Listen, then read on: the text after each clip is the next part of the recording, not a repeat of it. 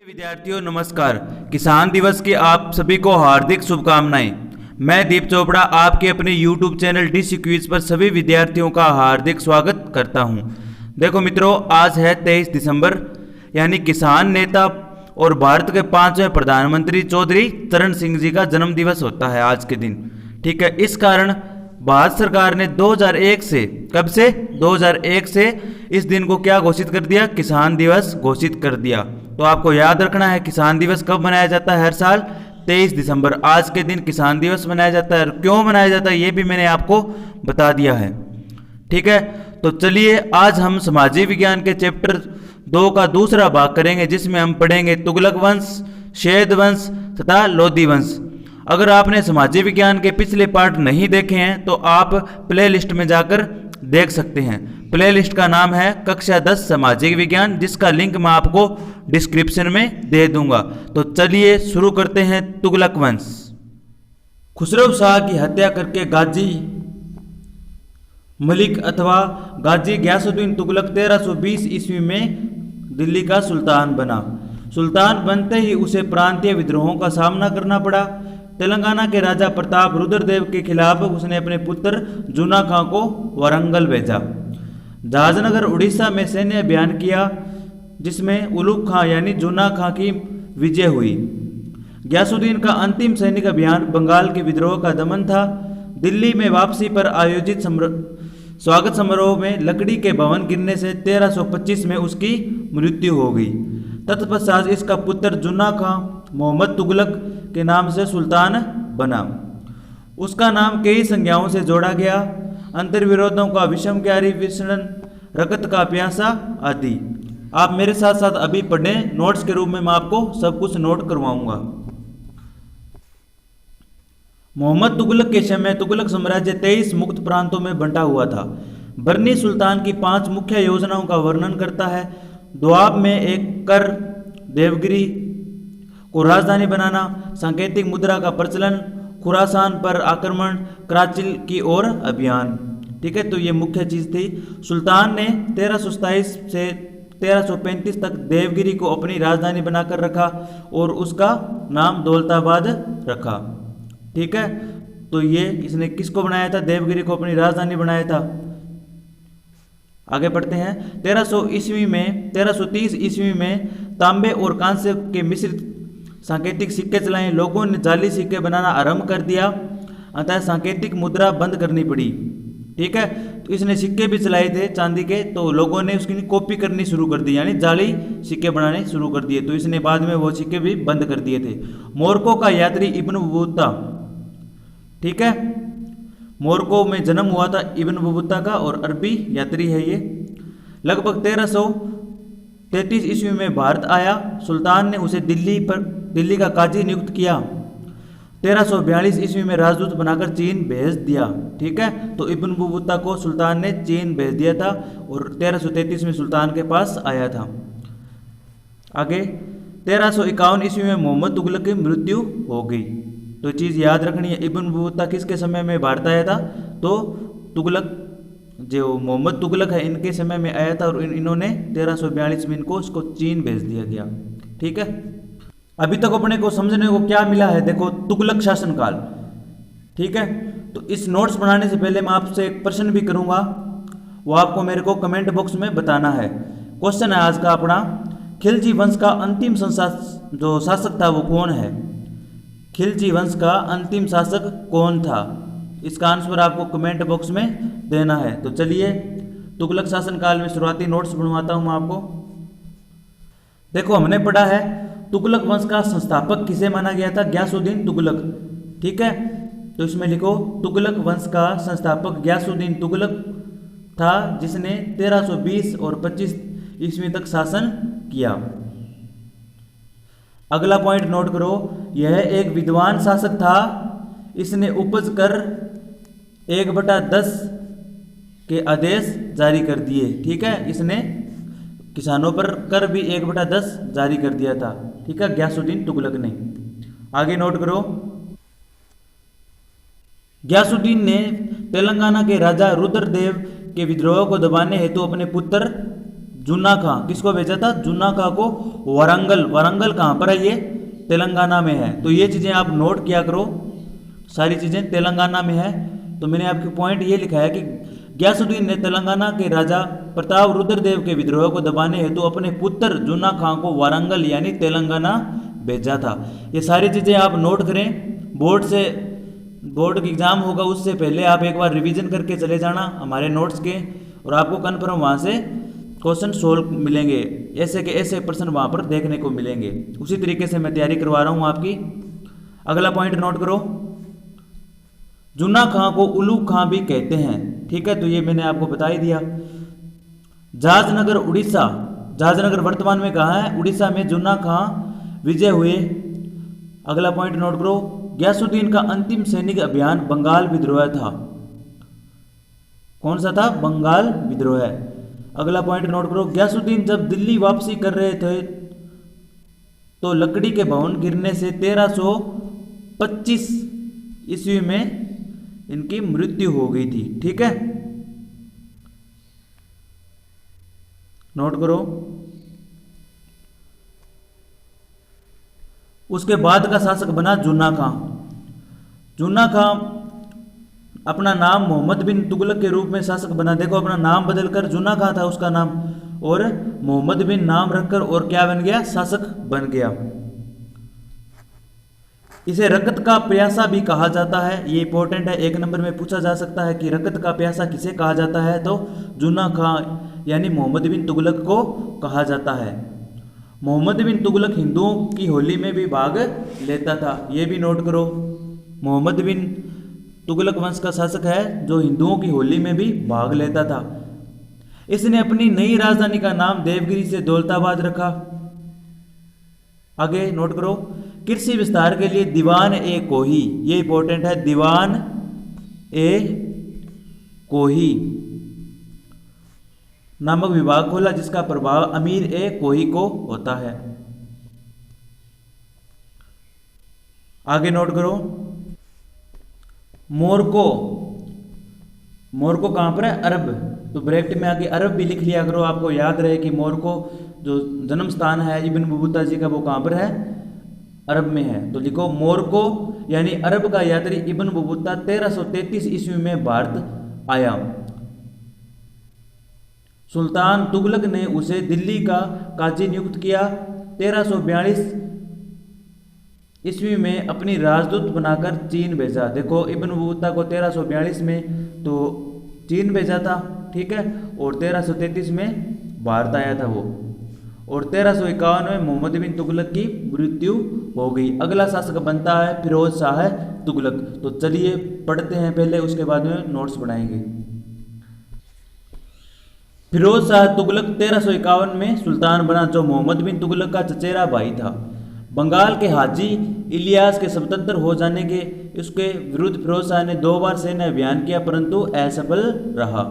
फिरोज शाह ने सरकारी एवं सेना की नौकरी को वंशानुगत बना दिया एवं योग्यता की जांच करने हेतु प्रणाली त्याग दिया। ठीक है, इसने वंश जो सरकारी नियुक्तियां हैं वो वंश के आधार पर कर दी थी फिरोज शाह तुगलक ने।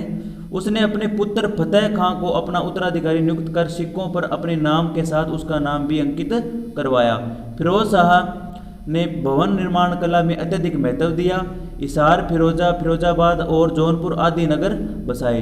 टोपरा तथा मेरठ से अशोक स्तंभ दिल्ली लाए गए परंतु विद्वान इन्हें पढ़ ना सके। तो आपको एक क्वेश्चन का जवाब यहाँ पर भी देना है। पहला व्यक्ति कौन था जिसने अशोक के ये स्तंभ लेख पढ़े थे, यानी अभिलेख पढ़े थे अशोक के? तो ये आपको कमेंट बॉक्स में इसका आंसर बताना है। पिछली वीडियो में मैं बता चुका हूँ आपको। फिरोज शाह की सबसे बड़ी उपलब्धि हांसी तथा सरसा के क्षेत्र में पानी की कमी दूर करने के लिए नहरों की खुदवाई थी। ठीक है, तो इसने नहरें भी बनवाई थी फिरोज शाह तुगलक ने। किस किस क्षेत्र में? हांसी और सरसा क्षेत्र में, यानी हरियाणा क्षेत्र में। एक नहर सतलज नदी की दीपालपुर के तथा दूसरी यमुना नदी के सिरमौर के पास खुदवाई गई। उपज वृद्धि करने के लिए अकाल से निपटने हेतु ठोस नीति अपनाई गई। फिरोज शाह तुगलक भी कट्टरवादी इस्लामिक अमीरों के हाथों में रहा। ठीक है, उसने न केवल ब्राह्मणों पर जजिया नामक कर लगाए बल्कि मुस्लिम पर भी कर लगाए थे। देखो इसने ब्राह्मणों पर कर तो लगाए भी थे, लेकिन इसने जो मुस्लिम विचारधाराओं के जो समर्थक थे ना, उनको शिया समर्थक थे, उनको मृत्युदंड भी दिया था। यानी मुस्लिम शिया समर्थकों को फिरोज शाह तुगलक ने मृत्युदंड भी दिया था। गैर इस्लामिक सजाएं समाप्त कर दी, गैर सियासत कर, यानी 24 थे ये। इसका मतलब ये कि इसने सारे कर हटा दिए थे, केवल 4 प्रमुख कर रखे थे, जो कौन कौन से? खराज, जकात, खमस तथा जजिया। दासों की संख्या में असाधारण वृद्धि, यानी 1,80,000 तक हुई। दीवान ए बदगान के नाम से दासों के नाम से विभाग खोला गया। दासों का एक विभाग था, उसका नाम क्या था? दीवान ए बदगान। फिरोज ने दिल्ली में खरबूजों तथा अंगूरों की खेती को प्रोत्साहित किया और अनेक बाग लगाए। 1388 ईस्वी में फिरोज शाह की मृत्यु हुई। तुगलक वंश का अंतिम शासक नसीरुद्दीन मोहम्मद था। इसी समय 1398 ईस्वी में तुर्क आक्रांता तैमूरलंग ने भारत पर आक्रमण कर लूटपाट की थी। तो चलिए नोट करते हैं अपने फिरोज शाह तुगलक की सारी कहानी। तो नोट डालो, फिरोज शाह तुगलक। इसमें आप लिखो, इसने किसानों ऋण को माफ कर दिया एवं सरकारी पद को वंशानुगत कर दिया, यानी सरकारी वंश है उनको वंशानुगत कर दिया था। अगला पॉइंट डालो, फिरोज शाह तुगलक ने ब्राह्मणों को जजिया कर के लिए बाध्य किया और शिया मुसलमानों को मृत्युदंड भी दिया था। अगला पॉइंट नोट करो, इसने सभी प्रकार के कर समाप्त कर दिए। मुख्य 4 कर रखे थे, कौन कौन से थे? 4 नोट करो, जजिया कर, जकात कर, खमस कर और खराज। ठीक है, तो जजिया, जकात, खमस, खराज ये आपको याद रखना है। किसने शुरू किया था? फिरोज शाह तुगलक ने। अगला पॉइंट, इसने अशोक के 2 अभिलेख टोपरा और मेरठ से मंगवाए थे। टोपरा वर्तमान में कहाँ पर है? हरियाणा में, और मेरठ यूपी में स्थित है। तो ये पॉइंट आप ध्यान से लिखना। इसने अशोक के 2 अभिलेख टोपरा एवं मेरठ से दिल्ली मंगवाए थे, लेकिन इनको पढ़ नहीं सके थे। तो मैंने आपको एक क्वेश्चन भी पूछा है, अशोक के स्तंभलेख पढ़ने वाला पहला व्यक्ति कौन था? इसका आंसर अभी आपको कमेंट बॉक्स में देना है। अगला पॉइंट नोट करो, तुगलक वंश का अंतिम शासक नसीरुद्दीन मोहम्मद था। ये भी बात हम पढ़ चुके हैं। कौन था? नसीरुद्दीन मोहम्मद। अगला पॉइंट नोट करो, 1398 ईस्वी में मोहम्मद शाह के समय तैमूरलंग का आक्रमण हुआ था। तो 1398 में मोहम्मद शाह के समय तैमूरलंग का आक्रमण हुआ था। तो ये चीज़ भी आपको नोट करना है। तो चलिए आगे बढ़ते हैं। सैयद वंश, तैमूर ने दिल्ली की जीतकर, देखो तैमूर ने दिल्ली को जीतकर खिजर खां को अपना प्रतिनिधि नियुक्त किया। खिजर खां ने ही सैयद वंश की स्थापना की।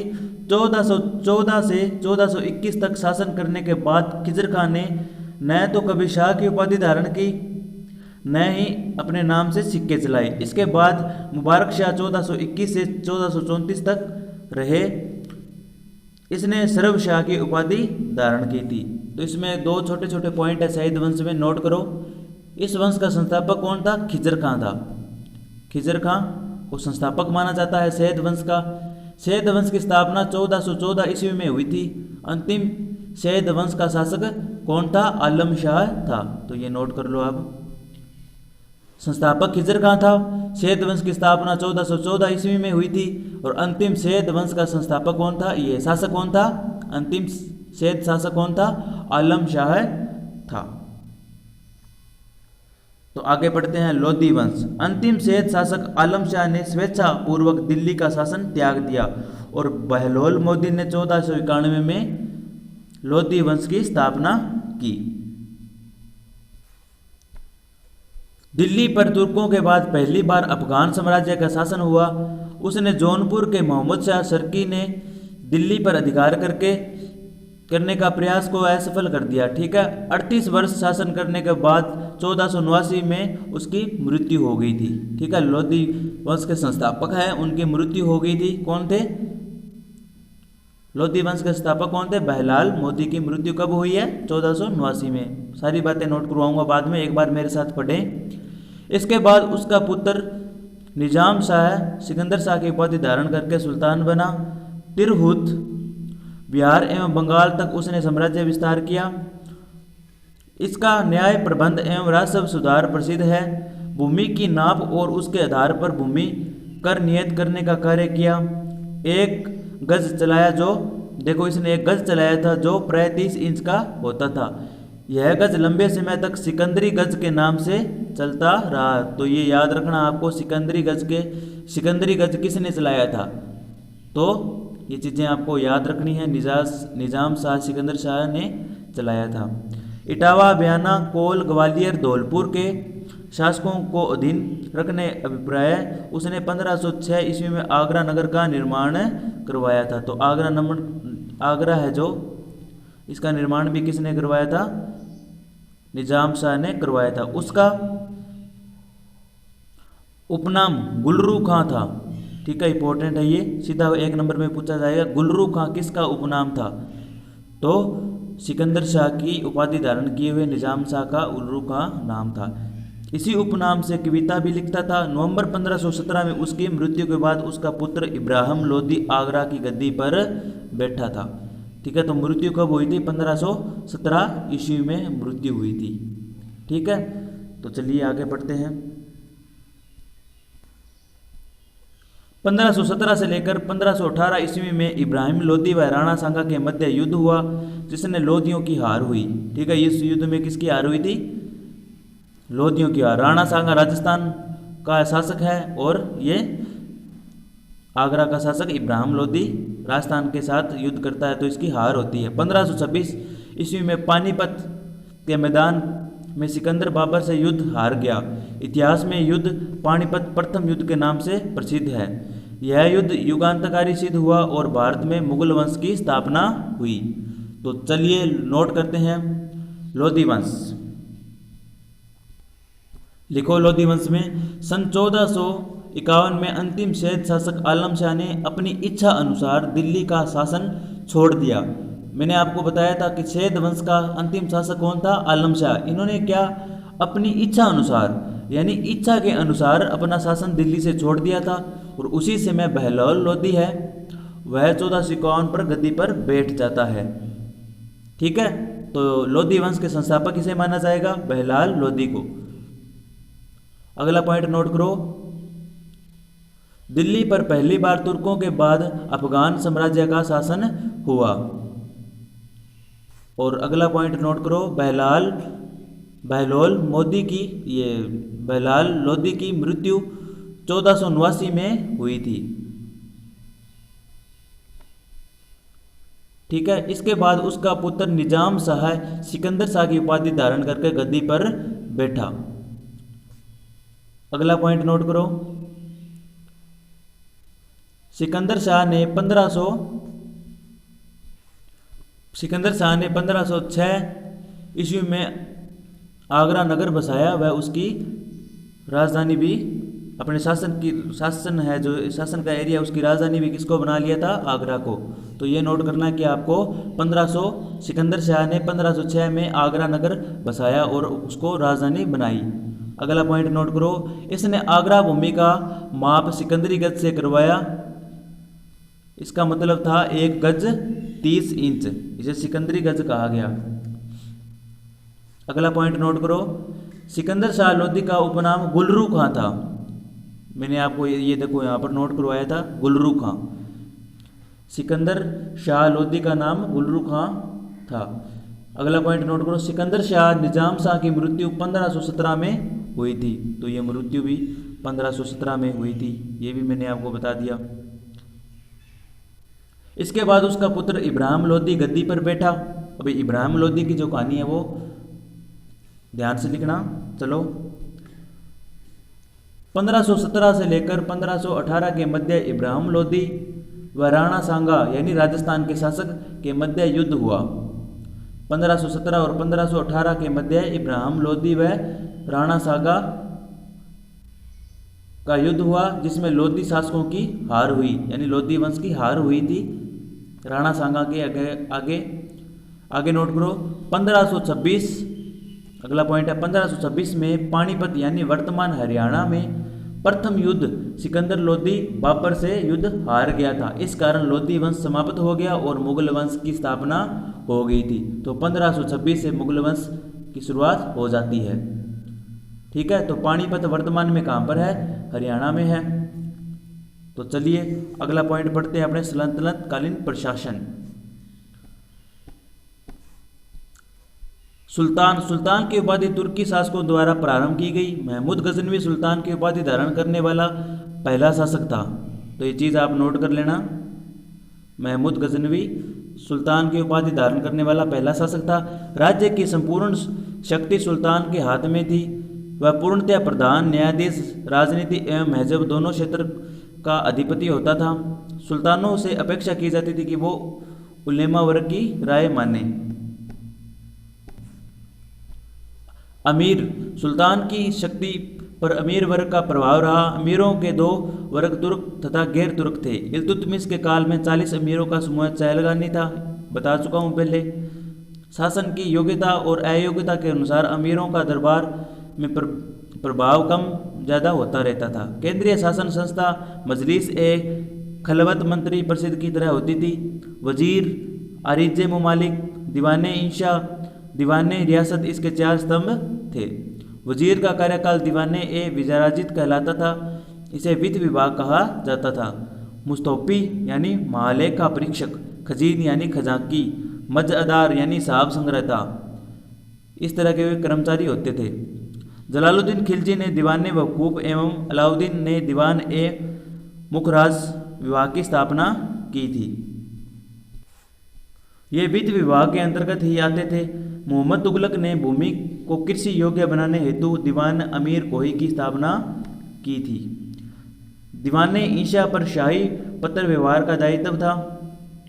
दीवाने रियासत का कार्य विदेश मंत्री की तरह होता था। सदर उस शुद्रम विभाग का प्रमुख होता था। इसका कोष अलग होता था जिसमें ज़कात प्राप्त धन एकत्रित होता था। युद्ध के समय लूट के सामान को खमक्स कहा जाता था। तो ये चीज़ आपको ध्यान में रखनी है, इंपॉर्टेंट पॉइंट यही है इसमें। युद्ध के समय लूट के सामान को क्या कहा जाता था? खमस कहा जाता था। कर में लिखाया है ना मैंने, खमस। प्रांतीय शासन केंद्रीय शासन का प्रतिरूप था। प्रांतियों को प्रांतपतियों को होने वाली नाजिम कहा जाता था। प्रांतपति की नियुक्ति सुल्तान द्वारा होती थी। सिख जिले का राजस्व अधिकारी होता था। ठीक है, सिख किसे कहा जाता था? जिले का राजस्व अधिकारी होता था। अतः 1206 से 1526 ईस्वी तक दिल्ली की सल्तनत में साम्राज्य सीमा तत्कालीन सुल्तान की सैनिक शक्ति के अनुसार घटती बढ़ती रही थी। ठीक है, तो अगली वीडियो में हम पढ़ेंगे मुगलकालीन भारत। आज का चैप्टर अपने खत्म होता है। आप इसके सारे इंपॉर्टेंट नोट्स बनाएं। धन्यवाद।